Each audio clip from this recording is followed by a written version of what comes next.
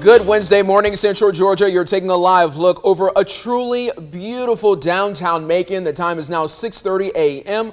on this May 11th. Give yourself a pat on the back, Central Georgia. We've made it halfway through the work week. I'm Wanye Reese. And I'm Caitlin Heck. The good thing about these great mornings we've been having is they've been leading to great afternoons, too. Very much so. I mean, I feel like we're 3 for 3, Courtney, with these phenomenal sunrises this week. We definitely are, and 3 for 3 on some really comfortable mornings as well. It's been beautiful for the start of the week, so soak it all in, everyone, while the weather stays this way, because it is going to start to change over the next few days. 51 right now in the city of Macon, paired with a beautiful sunrise. I always love to see some extra cloud cover out there. I think that just adds to the beauty of the day. You're looking live on top of Atrium Health Navicine. Area-wide, we're generally in the low to mid 50s. 52 in Warner Robins, 55 in Perry, 51 in Byron, and 54 in Roberta, 55 in Cochrane, and 57 in Dublin. Again, area-wide low to mid 50s. We do have a few low 60s out there if you're waking up with us in Milledgeville and in Gordon and Sandersville. Through the day today, we'll experience lots of sunshine. That will continue by your lunch hour. Temperatures will be in the mid to upper 70s, and today we're going to top out in the low to mid 80s. Keeping with us, again, lots of sunshine, staying dry today, but rain chances, those will start to go up as early as tomorrow, and then the temperatures start to go up as we head into the weekend. I'll have all those details in just a few minutes. Thank you, Courtney. We now know who is filling Bibb School Superintendent Curtis Jones' shoes when he retires at the end of June. Well, last night, the school board officially named Dan Sims as the county's next superintendent. That's one of 3 headlines we're following for you this morning. The board named Sims the sole finalist for the leadership role nearly 3 weeks ago. He's been in education for 27 years and previously served as associate superintendent in Atlanta Public Schools. Sims' first official day as Bibb County Superintendent will be July the 1st. And today, a deadly January shootout of Crawford County moves back into the spotlight. Investigators plan to update the case where a deputy shot and killed a man off US 341. The district attorney's office for the Macon Judicial Circuit is holding a press conference this morning. DA Anita Reynolds Howard, along with the GBI, will speak. It's happening at the Crawford County Courthouse in Knoxville at 11:30 this morning.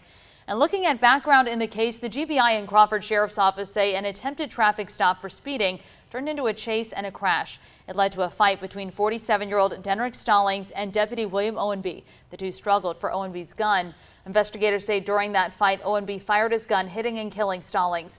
The department put the deputy on administrative leave pending the outcome of the GBI's investigation. One Central Georgia sheriff accused of groping a TV judge is now formally charged in Cobb County with sexual battery.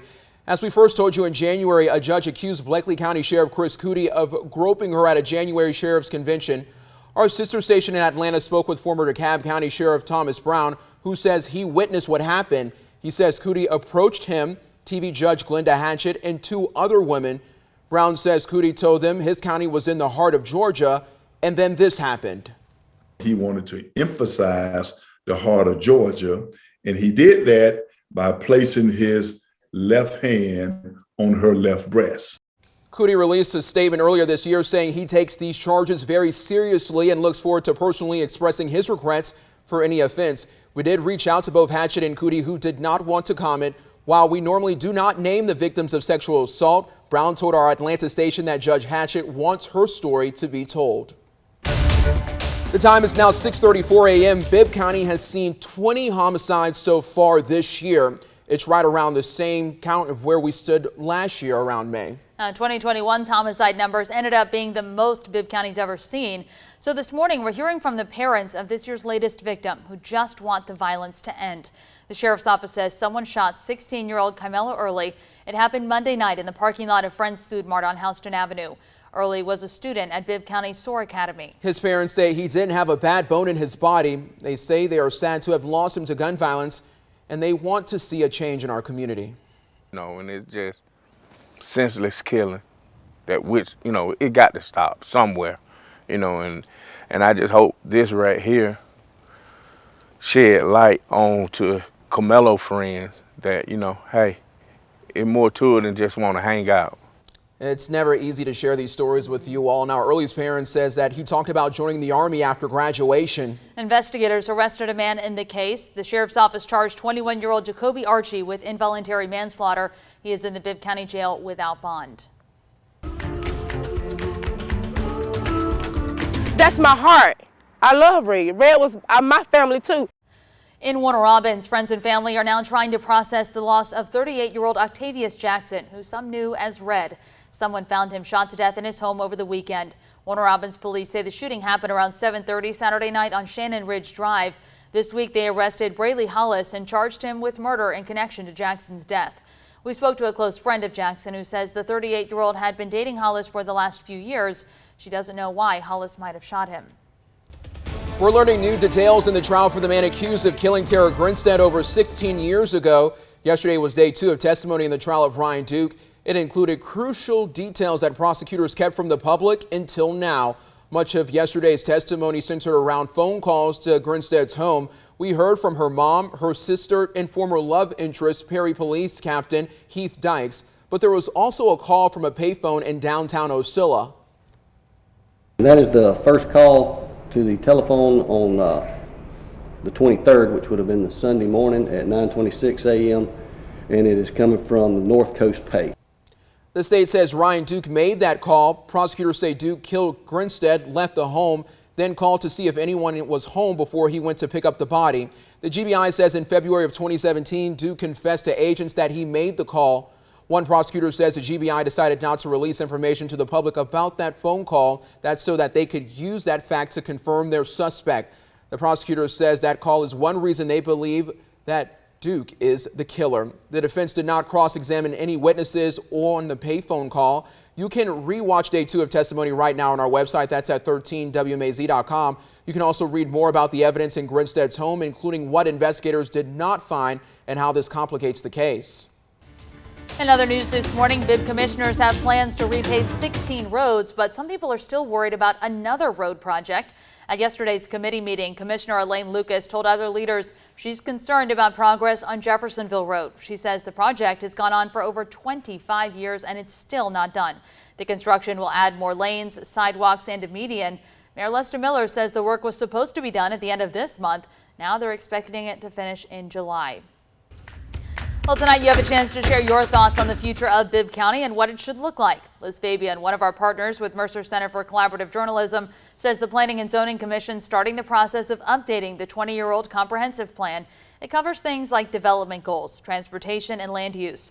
Over the next 5 months, planners will get community input and conduct workshops before developing the updated plan. They'll hold a second public hearing to talk about it before submitting the final project to the state. The meeting starts tonight at 5:30 at the Government Center on Poplar Street.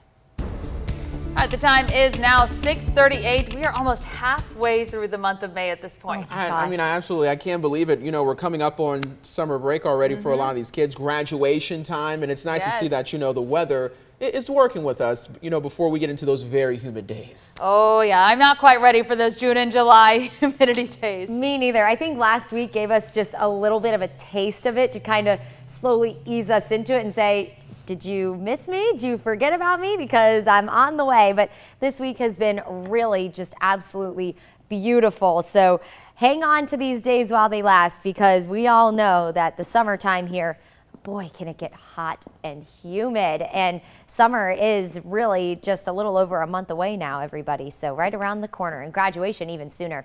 Here's a look at yesterday's almanac. So yesterday we topped out at 84, just below the average high, which is 85. We started quite chilly in the upper 40s, so several degrees below where we should be for this time of year, but definitely didn't break any kind of record heat. Although looking at the record low temperature of 42, I guess we did get fairly close to that yesterday morning, didn't we? But today we are going to be about a degree warmer than we were yesterday, and we are slightly warmer than where we started yesterday. So today will be just about on par temperature wise. It's going to be beautiful. Get out and enjoy it. A really gorgeous looking start to the day. The sunrises have been stunning lately, so hopefully that's helped get your day off on the right foot. You're looking live on top of the fairgrounds, getting ready for May Days at the Midway.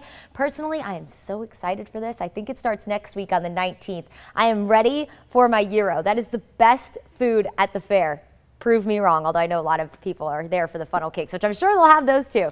55 right now in the city of Perry. It's a cool and comfortable morning out there. 52 in Warner Robins, 51 in Macon, 51 in Byron, 54 in Roberta, and 55 down in Hawkinsville and in Cochrane.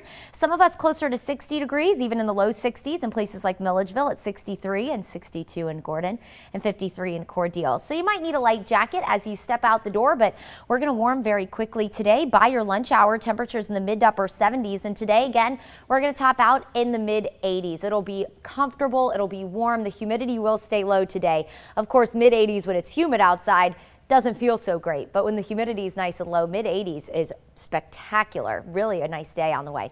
Now tomorrow we're going to start to introduce rain chances back to the forecast. For the morning we'll stay dry, but notice as we head into the afternoon, some of those isolated quick passing showers will start to enter the forecast as a low that's currently out in the Atlantic will continue to move closer to the coast. You can see it here, and as it gets closer, as we head into Friday, even closer, all those wraparound showers will start to roll in. So Friday morning heading out the door, you might run into some rain. Best coverage of rain early Friday afternoon into the early evening hours. So if you have any later evening Friday night plans, any dinner plans, just expect the chance for maybe a quick passing shower, but definitely not going to be a washout. Those increased rain chances will decrease our temperatures temporarily. Notice we are heading back into the low 90s Sunday, Monday low 90s as well, and Monday we'll have about a 40% coverage of rain as of right now. That's penciled in, but that'll be along a cold front. Unfortunately, cool air not really going to follow behind it. You can see we'll be in the mid 90s Tuesday, but drier air will filter in. So here's your 7-day. Lots of sunshine, mid 80s today. Rain chances return starting tomorrow. 90s return by Sunday, and mid 90s on the way by Tuesday.